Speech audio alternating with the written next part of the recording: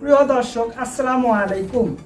আপনারা দেখছেন মঙ্গল গ্রহ থেকে প্রসারিত নন স্যাটেলাইট যুক্ত মিসাইল বহনকারী বাস প্রদানকারী পারমাণবিক চ্যানেল রাজাপুর টিভি।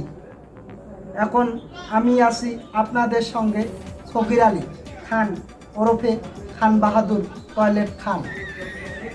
দর্শক, আপনারা শুনছেন সংবাদ, এখন শুনবেন শিরোনাম। ফিরছি সংবাদের বিস্তারিত। গতকাল বঙ্গোপসাগরে মাঝামাঝি একটি চাউলের খনি পাওয়া যায়। জানা যায় 3টা থেকে 3.5টা চাউল পাওয়া গেছে, আরও পাওয়া যাবে বলে আশা করছে। এসব চাউল তোলার জন্য বসিরহাট সড়ক থেকে 70টি ডুবরি আমদানি করা হয়েছে।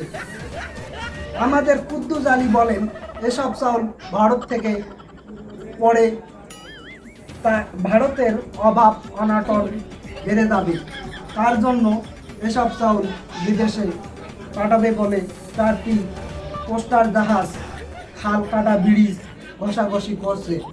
এখানেই খবর শেষ। খুদা হাফেজ, ভালো থাকবেন।